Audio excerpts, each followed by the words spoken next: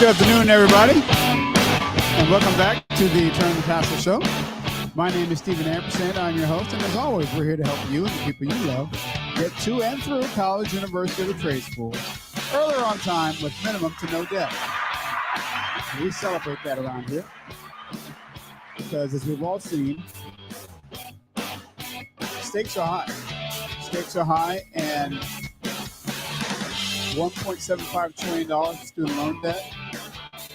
It is without a doubt, it is the largest debt obligation that our country has. It is weighing down our economy in various ways, and there's really no end in sight. There's really no end in sight. I mean, I know that folks are holding out hope, many, that the Biden administration will come through and cancel all this stuff. But I've talked on previous broadcasts that's really just a pipe dream. It's not going to happen. Our student loan debt reality as a nation, it's one of the nation's largest. It is the nation's largest asset at this point. It really is. So that's a want. That's really a want for those of us who, and I am included in this number, who are carrying still student loans, especially those of us of my generation, and I'm of the Generation X. A lot of us Gen Xers have still, after over 20 years, are still carrying student loan debt, and that's a big old want. So believe it when I tell you, nobody would prefer to have the debt situation wiped out more than me and more than our generation. But the reality is, they're not going to be able to do it. They're not going to do it. They don't have the stomach to do it, and they can't afford to do it. That's really what it comes down to. So we will continue to hear rumors and talks about it, because as long as there's hope, as long as there's hope out there that it could happen, hope is its own kind of drug. It's its own kind of anesthesia. It has a numbing agent, a numbing effect. If there's no hope, and that there isn't any, then you give in to despair. And if everybody in student loan debt gave into despair, they'd be rioting in the streets, and they don't want that. So they're going to have to float out some hope to you, and give you hope that it can be wiped out, so that you don't go AWOL, and so that you continue to show up to your 9-to-5 job and punch that clock and pay your taxes and pay that month after month student loan payment. Okay, so that's what it is, and that's why we're here at Turn the Tassel Consulting Group. We're here to help you and the people you love get to and through college, university, or the trade schools early or on time with minimum to no debt. Because if you can get through these things without debt, or at the very least minimal debt, then you can actually realize the gains of having an advanced credential or a credential in general. You can now actually benefit from having that credential, because your earning potential will go up, presumably, and for most people, but you won't be turning it right back over to the government to repay loans that your interest rate can't, you can't keep up with the interest rate, and you go 20 years and you still owe the balance. In fact, you owe more. That's the want. And it's intrepid. So we're going to hear both sounds on that. Okay, so, but, that's neither here nor there. We've been over that. Today, we're going to talk about the reality of enrollment in the United States right now. I've shared in other broadcasts that colleges and universities are desperate for your enrollment. They're desperate. They need your enrollment. Why? Because you come with your enrollment, you come with guaranteed loan revenue. They need that money to make their budgets. All they have to do is get you in the door, and then they can get that money that they will funnel through you. So it's effectively a money laundering operation. I did say that out loud, but yes, sadly, that's effectively what it is. It's a guaranteed loan with no collateral, no credit history, no nothing, no life experience before you take it on. Most people are coming out of high school, right? And it's guaranteed, which means you must pay it back no matter what, or die trying, right? And so because that's the reality, and because it is guaranteed for these institutions, all they have to do is get you to enroll and keep you there long enough to earn 100% of what they disperse to you, which is 60% of the semester. Okay? We talked about that in yesterday's broadcast. They need to keep you around for at least 60% to earn 100% of the money that you paid them with the government's loan programs. Okay? So they're trying to get you to come. Some schools trying so bad that even though they don't have room to house you, they don't have housing to put you in. You got schools that literally have come up with scenarios in which they've rented out parking garages for students to drive their cars into and live in for the semester while they pay them $60,000 in tuition and fees, which, by the way, includes room and board. So if your tuition and fee schedule is $60,000 and that cost of attendance budget includes tuition, fees, room, board, that's living space and food, and then so on and so forth.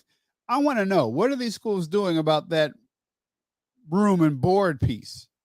Are they cutting these students a refund check in the difference of what they would have been applying towards housing if they don't get housing? I'm going to let you take a real hard think about that, and I'm going to give you 3 guesses to figure out whether or not they're cutting them checks for that. This thing is out of hand. It's out of control, right? But anyway, all that to say, they need your enrollment. So if you know that these pitfalls are there and you know these traps are there, then why would you do it?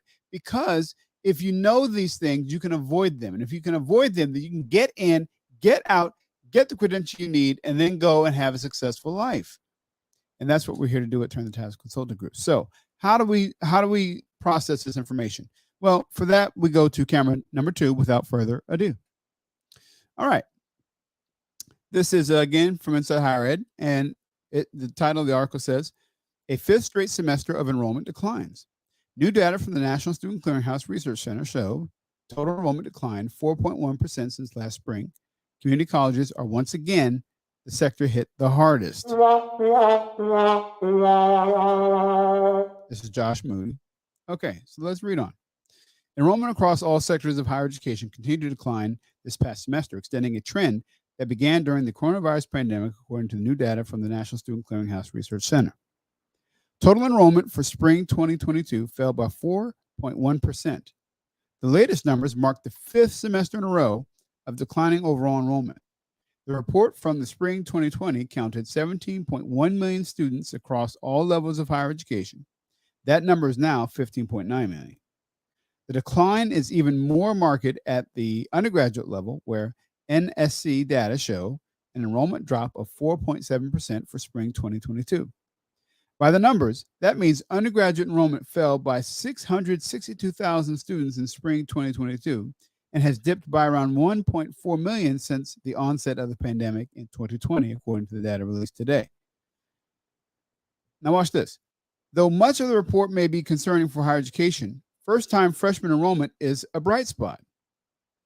I'm going to come back for this. It's a bright spot, okay? Why do you think that is? It's a bright spot because first-time students who don't know no better are going and running to college. It's that guaranteed revenue. So that's the one bright spot. The first-time students that don't know any better are still showing up. Okay? And that's proof positive that if you're a first time student and you're going into college university, you've got the power. I wish I had a He-Man video. I'm gonna see if I can find He-Man. I have the power. See if I can get that video queued up and queued in for here because I want to be able to use that. So I'm gonna work on that. I'm gonna get that He-Man, but or CNC Music Factory. I've got the power, right?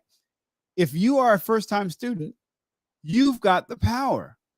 It's just like the housing market when there's lots of inventory, and in other words, lots of houses available to be bought. Prices typically go down, and you as a buyer are now in what's called a buyer's market. You can afford to haggle folks down on their price and everything else because there's so many houses available to buy that, hey, if you don't want to give me it for this price, I'll just go get this house over there for that price, right? It's a buyer's market. Versus if there's zero inventory, like the environment we're living in right now, and you've got all these people looking for houses. Now that's a seller's market because the seller gets to wait and see which of the 50 bids outbids the others to ultimately give them substantially more than what they perhaps even thought they would get for the house. Okay. So that's the difference. So right now, as a student, you're in a student's market as it relates to higher education. Right now, they don't want you to know that. So they do all the pomp and circumstance and, they've got waiting lists and all this stuff. Baloney. I mean, that's nonsense. Trust me when I tell you, when you got schools enrolling students beyond their capacity to house them, they're hurting for cash and they need you. So they will discount you if you know to press for it. And that's the key. You got to know that you're in the position of power. You got to understand that you have the leverage. If you don't know that, then you're going to take whatever they give you and you'll be happy about it. Yay. I get to come and pay $60,000 a year. Whereas there's all kinds of deals you can work out if you know what I know, and I'm telling you now, that you are in the position of power. You're in a student market because enrollment is down. All right, let's go back. Okay. Though much of the report may be concerning for higher education, the first-time freshman enrollment is a bright spot in the latest data. Okay, it's up by 4.2% or 13,700 students. That reverses a decline of 3.5% or 11,800 students from last spring. However, a special analysis in this year's report broke down the first-time freshmen by race, and it showed a 6.5% decline in Black freshman enrollment compared to last spring. Black students were the only demographic that declined among first-time freshmen. Unpacking the numbers. National Student Clearinghouse Research Center officials discussed the latest data during a Wednesday press call, touching on the highlights and low points of the report. I'm not surprised by the ongoing decline. I'm surprised that it seems to be getting worse, said Doug Shapiro, Executive Research Director at the National Student Clearinghouse. I thought we would start to see some of these declines begin to shrink a little bit this term, particularly because I think there's a general sense that we should be coming out of the effect of the pandemic at this point. The ongoing enrollment slide indicates that there's more at play than the lingering impact of the pandemic. Go back. The ongoing enrollment slide indicates that there's more at play than the lingering impact of the pandemic. Got to come back. Okay. Why? Yes, there's more at play. Remember, I've shared this with you already. Enrollments were steadily declining well before the pandemic. The pandemic just exacerbated the declines. In other words, people were already starting to question whether or not paying 6 figures of student loan debt, etc., was a good deal to get a degree in underwater basket weaving that you couldn't go back out into the workforce and use. People were already starting to question whether or not it was worth their while to go and take out 6 figures of student loan debt to get a master's degree so they can turn around and be a barista at Starbucks.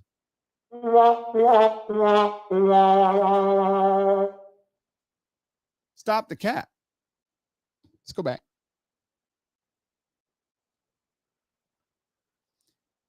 Quote, it suggests that there's a broader questioning of the value of college. Oh, there it is. There it is. It suggests that there's a broader questioning of the value of college and particularly concerns about student debt and paying for college and the potential labor market returns, Shapiro said. Man, I wish I had a bomb. I need to get a bomb button. Well, that's not going to work. But I mean, did I call it or did I call it? I just called it. Okay. So let's keep going. Broken down by sector, the new data show public community colleges are again hit the hardest on enrollment, experiencing a 7.8% enrollment decline over spring 2021. Public four-year colleges saw the second biggest decline at 3.4%, followed by a 1.7% slide at private nonprofit four-year colleges and a 0.2% dip at private for-profit four-year colleges. Graduate student enrollment, which had previously been trending upward, fell by 0.8% this spring. The number of full-time students slipped by 3.8%, while part-time enrollment fell by 4.5%. Looking at states, California saw the most significant enrollment decline this spring at 8.1%, followed by Vermont and Washington, which both saw slides of 7.2%. The data for Michigan seemed to indicate a 15.5% enrollment decline. A note in the NSC report indicates that those numbers may be inaccurate due to years of inconsistent data reporting. Excluding states where an NSC footnote indicates data were impacted by the reclassification of former multi-state for-profit four-year institutions, or states that had inconsistent data submission, New Hampshire experienced the largest rate of student growth at 8.2%, which Shapiro attributed to increased enrollment in online education. Okay, and that's not a surprise because Southern New Hampshire University is exploding. Okay, of states where data was consistently reported, only 5 others, Arizona, Montana, South Carolina, Utah, and West Virginia, plus Washington, D.C., saw increases, none higher than 3%. The big picture. All right, this is important. Here we go. Some higher education observers expressed alarm at the latest National Student Clearinghouse report. These ongoing enrollment declines, quote, demand immediate attention from all who support students in high school and post-secondary institutions and in the workforce, Kim Cook, CEO of the National College Attainment Network, wrote in an email statement to the Inside Higher Ed. We are particularly concerned that inequities in college attainment will persist for Black students and community college students whose enrollment has declined at the highest rates. Kathy Dawley, who works on enrollment initiatives at EAB, a higher education consulting firm, a firm which I worked with at one point, noted that while the report highlights a number of challenges for higher education, there is at least a silver lining in terms of increased enrollment for first-time freshmen this semester.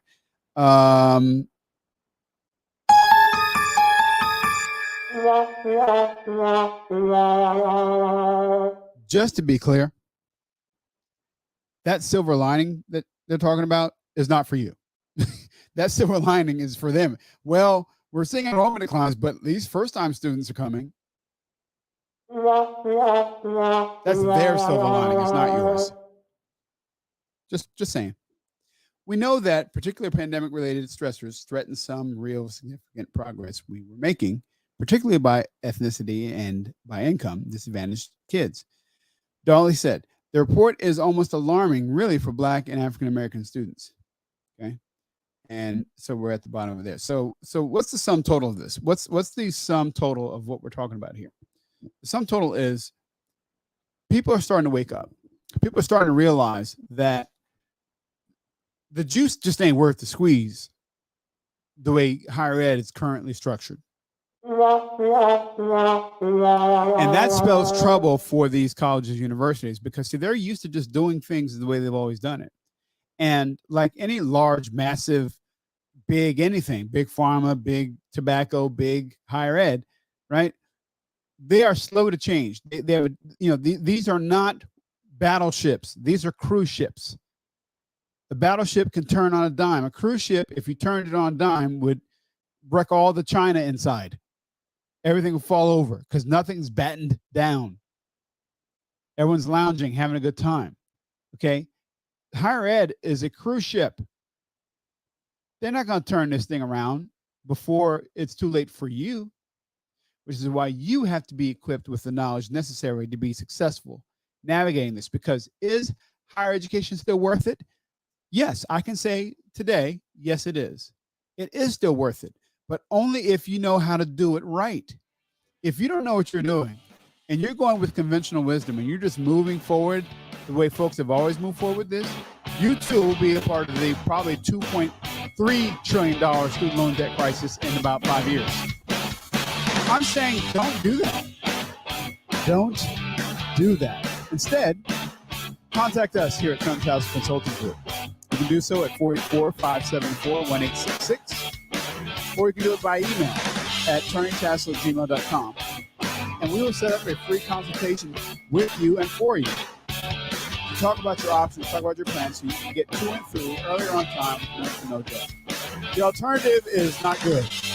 So don't put yourself in a position where you're behind the 8 ball because you chose to go blindly into something you didn't understand. I'm Stephen Ampersand, and this is the Turner Tassel Show.